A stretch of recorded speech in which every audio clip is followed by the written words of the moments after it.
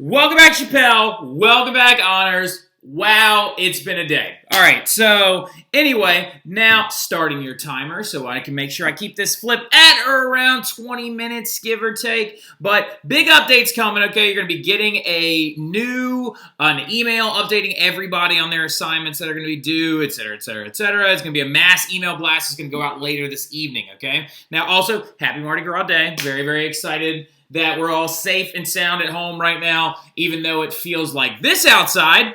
Really can't stay, baby, it's cold outside. I've got to go away, baby, it's cold. Yeah, I woke up this morning to frozen pipes. It was not a very, very fun experience. But it's going to be okay because we're now moving into a new unit. And we're moving into one of my units that is my most, enjoyable to teach, right? I love teaching about the Enlightenment and the era of revolutions, all right? So do me a favor real fast. Go ahead and hit pause. And this goes for honors and academic. By the way, academic, the big update in your assignment for over the break is this is the only flip you are responsible for. You now only have one flip. Honors has two. AP has two and a very long essay. So, a little things like that, okay? Now, everyone, though, should expect to have a quiz the day they come back. The academic kids, the big thing that you should be concerned with is knowing the 7 big Enlightenment thinkers that we're going to be focusing heavily on in this flip. Honors kids, you'll be responsible for that same material, and then also the material that will be in the next flip as well. But we'll discuss that stuff a little bit later on, okay? So, moving into it, though, start your notes with a new unit, very new, very fresh. Unit 8, the Enlightenment and the era of revolutions, right? That is what we're moving into now. So whenever you're discussing the Enlightenment and the era of revolutions, you got to kind of discuss a little bit of a lot of big scheme stuff. First of all, when you're discussing it, you got to be able to move into the late 15th and early 16th century trend known as the Enlightenment, right? So coming off the heels of absolutism, right, we were seeing the growth of governments. We were seeing the growth of this absolute power of kings. We were seeing these monarchs in the 1600s begin to claim absolute authority over absolutely everything, right? I used to use the word absolutely so many times. Now, big thing, though, is we're going to see a reaction to that, right? Everything we always see in Western civilizations, there is a movement and a reaction, and a movement and a reaction, and a reaction to the reaction, et cetera, et cetera, et cetera.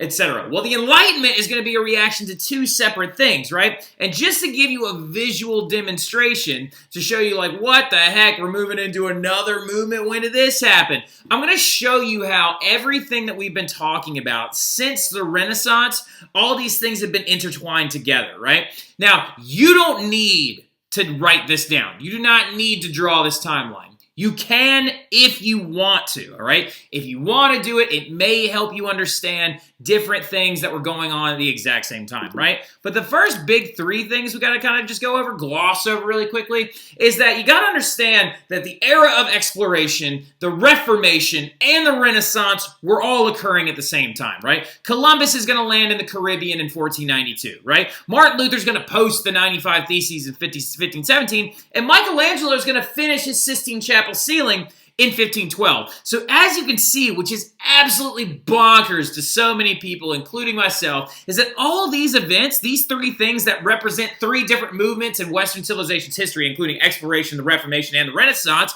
all happened within 25 years of each other, which in the grand scape of history is insane. That's a drop above it. That's last week, right? So that was 5 minutes ago. So then we moved out of the Reformation, out of exploration, and into the scientific revolution, right? And the scientific revolution truly began when De Rev, the book De Revolutionis Orbitum, blah, blah, blah, blah, blah, blah, by Copernicus, which is going to theorize heliocentrism, is going to be posted, published, and written in 1543, right? Then, on the heels of that, Charles V, the guy that we talked about, that goes insane and abdicates his throne and splits his family in half into the Austrian and the Spanish Habsburg branch, and he retires to a monastery where he covers his walls and clocks and freaks out. He does that, and he abdicates and splits the throne in 1556, literally only 13 years after this thing was published, right? So, and then the Spanish Armada is going to happen in 1588, and then Elizabeth I is going to die in 1603, and the Stuarts are going to rise up, and then Galileo, yeah, that's right, Galileo is going to die in 1642. So as you can see, scientific revolution,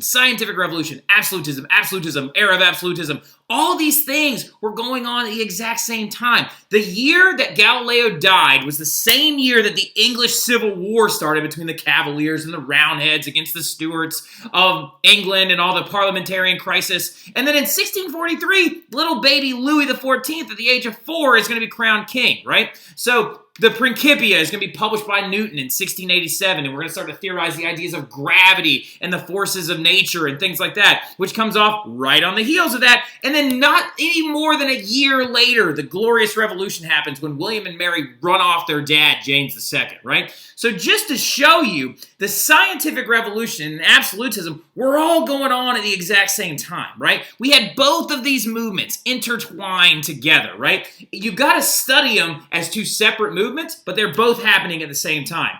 And then following this, after the scientific revolution, it's going to inspire the Enlightenment. And absolutism is going to continue forward, right? Or the realm of absolutism, right? The idea of one strong monarch is going to continue forward along with the Enlightenment, right? Because the thing about, and that's going to last from about 1688 to 1789, right? So we're going to see a lot of political events, the Enlightenment, a lot of things that are going to kind of go, wow, wow, wow, wow, wow. And they're going to like intertwine themselves again, right? You cannot look at history as blankety blankety. It's not American history. We are going to talk about American history in the next couple of flips, but it's not American history, right? We've got a very different set of things. We've got European history. We've got 20 different countries all doing their own thing, right? Elizabeth dies in 1603. The Spanish Armada was fought against her in 1588. Only about, what is that? Makes a way across the land. Seems shifting through the sun. 15 years before that? That's insane, right? So you got to understand all these things are going on at the same time, right? But why now? Why would the Enlightenment and all these other things occur now, right? Why is it now going to happen? Why didn't it happen during the scientific revolution? Why couldn't we make this even more confusing, Mr. Terry? Well, a lot of it has to do with the things that had happened before, right? So during the scientific revolution, there was another revolution that we will bring up again later, but it was called the agricultural revolution, right? Like I said, we'll talk about it later.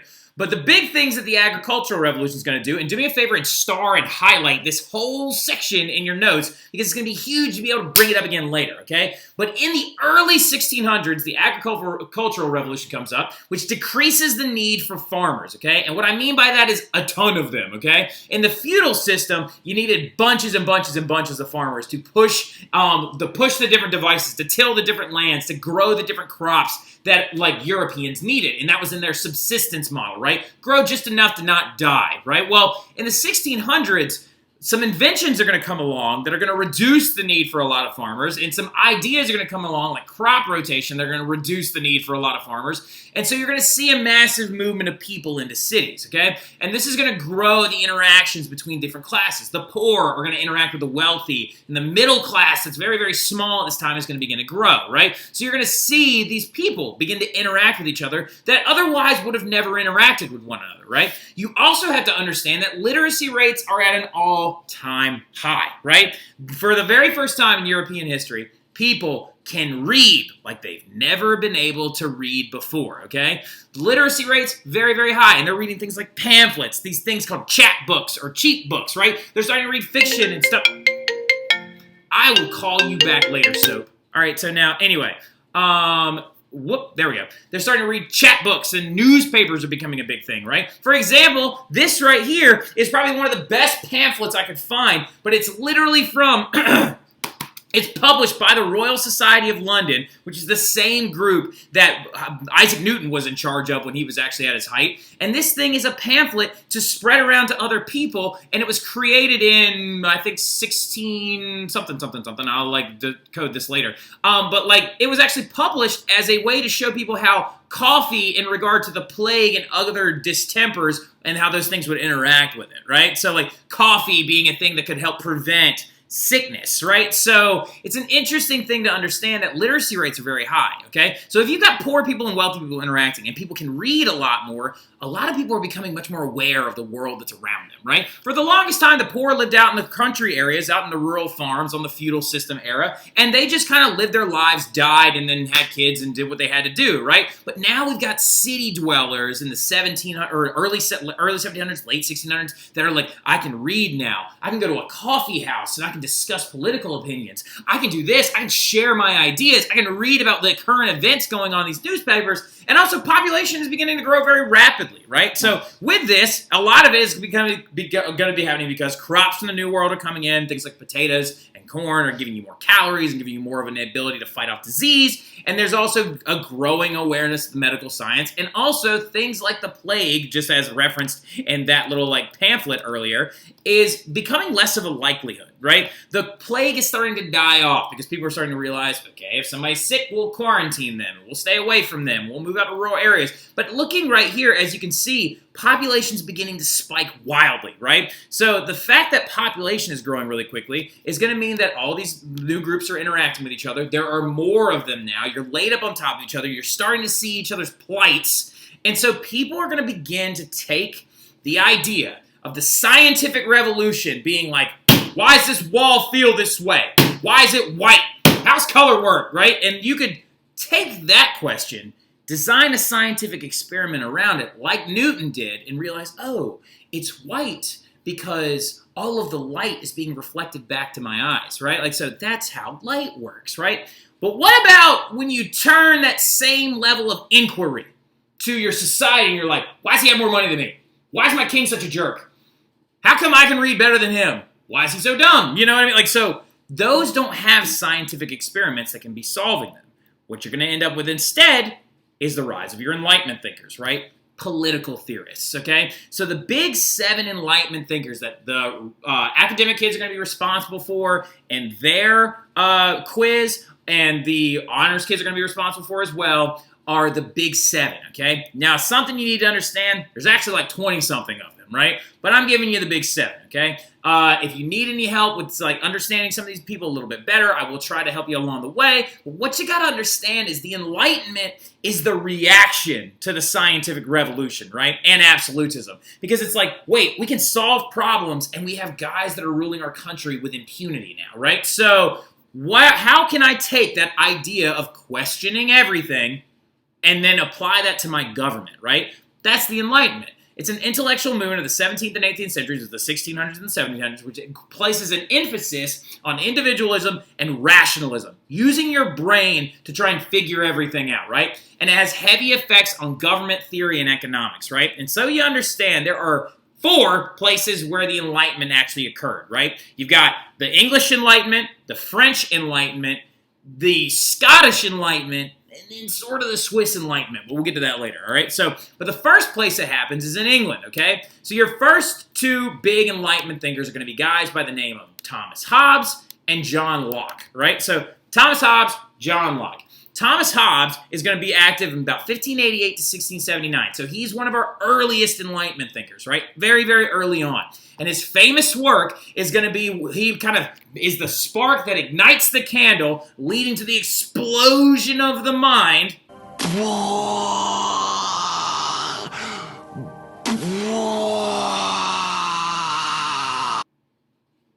Right? All right, so, and that book is called The Leviathan, right? The Leviathan, his book, is going to be published in 1651.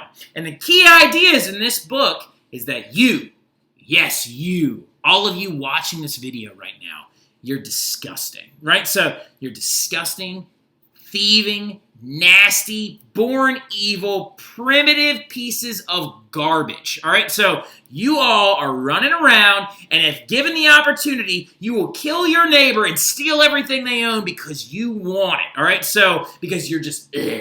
And that is a belief. It's a pessimistic view of people, but that is what Thomas Hobbes believes, right? And in this moment, he created a concept known as the social contract. Now, let's stop and pause for a second. Oh, Mr. Terry's going to expect you to listen to what he's saying and then jot it down in your own words, all right? So now, I'm going to even pause the timer just so I don't take up too much time. If this ends up being 21 minutes, be quiet and leave me alone, all right? So you now are all moving into an era where I don't need to explain everything as words on the screen.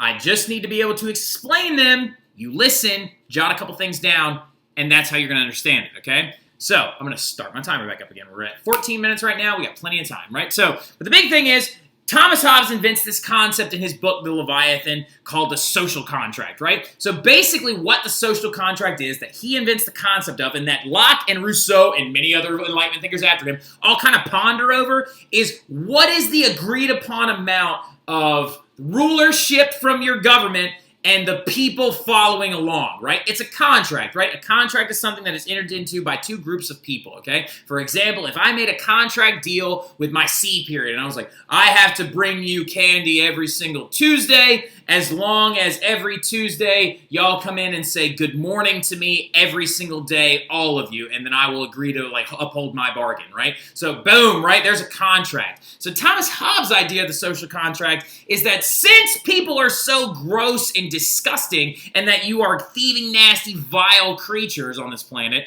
that you need to give up your rights to a absolutist, right? So that is a big thing we're seeing right now.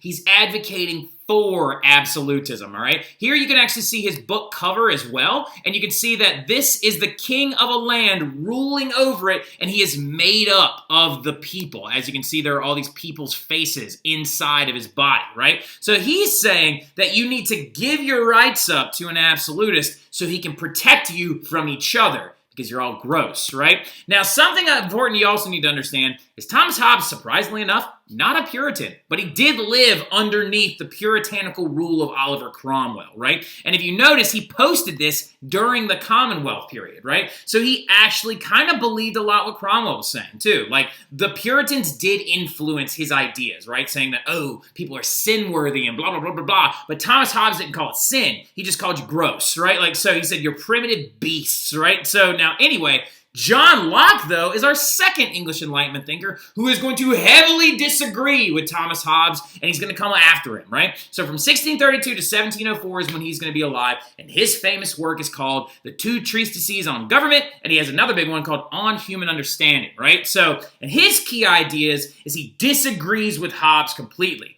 He does believe in the social contract, but he flips it around the other way, right? He says, no, an absolutist, granted, we're kind of gross, right? We are gross, we can be gross, we have the ability to be gross, but people are born naturally good, and they are born with a set of natural rights, right? And he believes natural rights that all men are born with are freedom of speech, freedom of religion, freedom of organization, freedom of property, right? His key three big natural rights are life, liberty, property, not the pursuit of happiness. You get that from the Declaration of Independence. Calm down, all right? So now, anyway, but the big thing, though, okay, is he believes that these natural rights have to be protected by an absolutist, not taken away by an absolutist, right? He decides to take Thomas Hobbes' idea and just twist it, right? He's like, you have to protect me, not the other way around. I don't have to give you squat, Louis. I don't have to give you anything. You have to keep me safe from other people, right? So that's the big thing about John Locke. Life, liberty, property. Make sure you have those written down, right? So, and also his On Human Understanding one is a big kind of essay on like, how do people learn stuff? And he said that when you're born, you are born as a blank slate. That's his tabula rasa, right? So tabula rasa in Latin means blank slate. Basically, the experiences of your life get scribbled onto that blank slate, and it kind of builds you as a person, right? So now that's rationalism and his understanding of it, right? So those are our two big English Enlightenment thinkers. Now we're moving into our French Enlightenment thinkers, right? And our French Enlightenment thinkers are very intense, all right? The first one is going to be Baron de Montesquieu, often called by many people in my classes Montesquieu, all right? So anyway, now, but Montesquieu, Baron de Montesquieu, is going to write a very, very famous book. Well, two of them, actually. One's called The Persian Letters, and the other one is called On the Spirit of Laws, right? And On the Spirit of Laws, really quick, just so you can jot this down, was published in 1748. So a little while after John Locke and Thomas Hobbes kind of began this whole movement, right? And On the Spirit of Laws, he begins to lay down very key ideas, right? And his biggest idea is on this idea called separating governmental powers. powers, right? Separating the powers, right? You should make it so no one ruler has all of the power, right? You can have a king, you can have a legislative body, and you should have some high courts, right? Wait a minute, is that the basis of the American government? Our executive, judicial, and legislative branches? Did we learn all these ideas from some French guy named Baron de Montesquieu? We did, all right? So he actually comes up with the idea of separating these powers and providing each of them with power over one another to create systems of checks and balances. Because he said anytime one person holds too much power, power will corrupt and it will destroy the society from the inside out, right? Now, funny enough, here's the ultimate irony. English people loved his idea, right? They were like, yeah, he's a smart guy. Because that's what they used, right? They had their monarchy, their high courts, and their parliament, right? And he actually based his ideas off the English government. His book would be banned in France, right? Because people were like, nah, we got Louis. He's awesome. Blah. Like, so now, anyway, that's Baron de Montesquieu, right? Separate your powers. I always remember him by taking Baron de Montesquieu. I got 3 names, I got 3 powers, right? So then we have this dude. Voltaire, which is not his real name. All right, so Voltaire, not actually his real name. His real name is Francois Marie Arouet. All right, so, and he is a very famous Enlightenment thinker. He's probably the most famous Enlightenment thinker. I'm not kidding. The dude knows his stuff. All right, so Voltaire is going to come up with a very good set of key works. You got to understand that this dude, honestly, Voltaire, is like the rock star of the Enlightenment.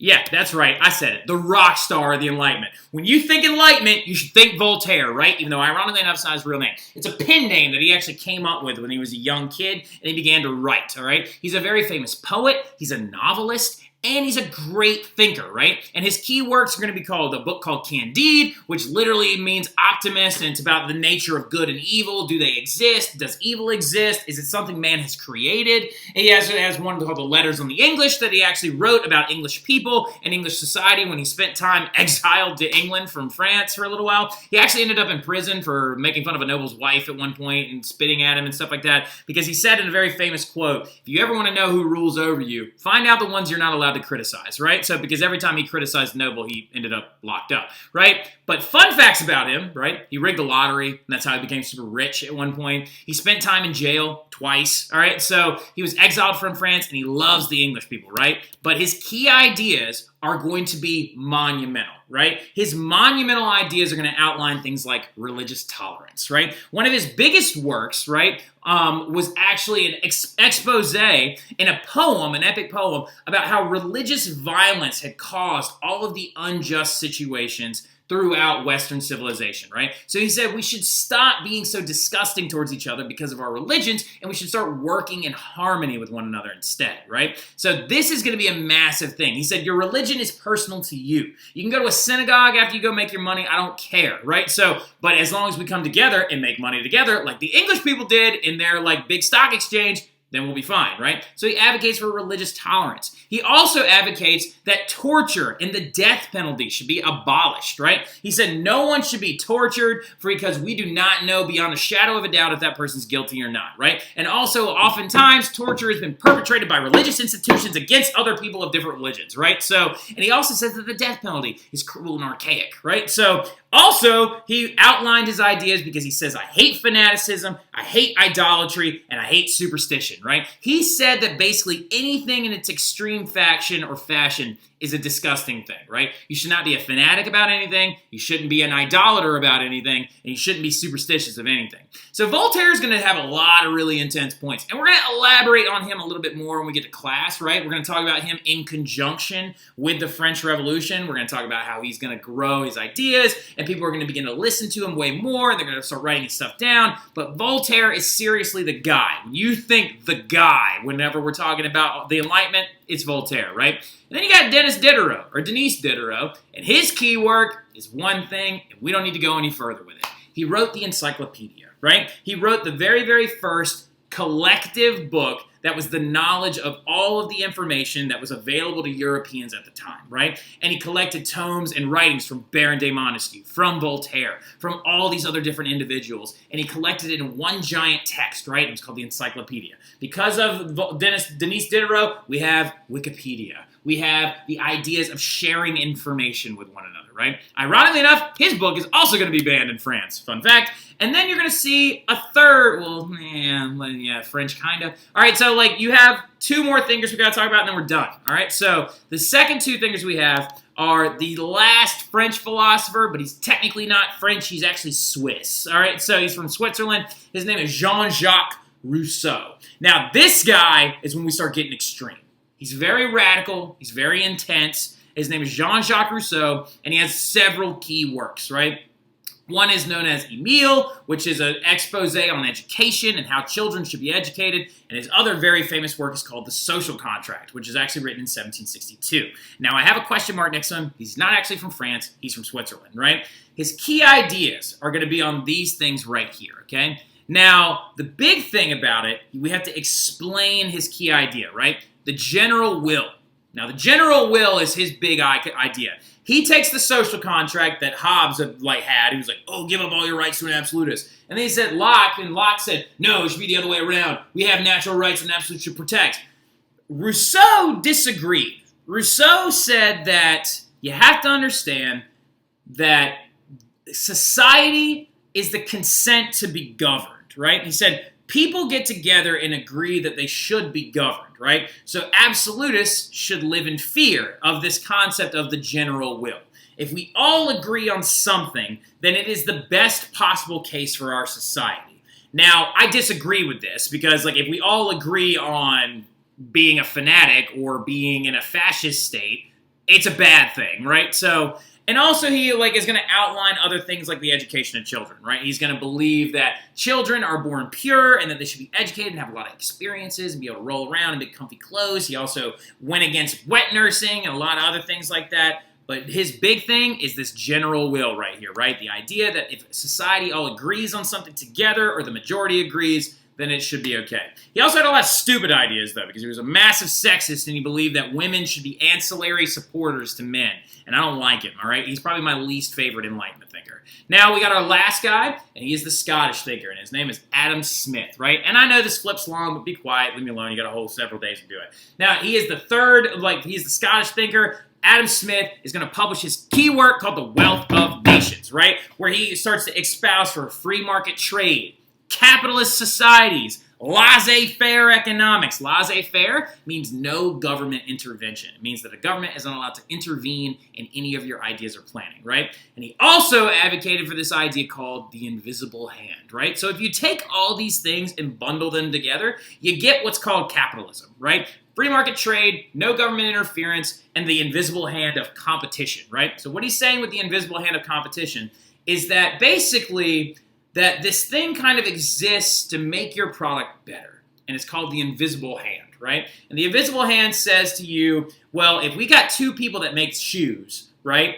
And Julie can sell her shoes for cheaper than Colleen, Colleen is now forced to do one of two things. Make her shoes better and worth more, or find a way to make her shoes cheaper to sell at a faster rate, right? That is the invisible hand pushing people around through competition, right? So that is your Enlightenment Thinkers. We'll talk about those guys later on. I hope you all have a great rest of your break. I'll see y'all soon.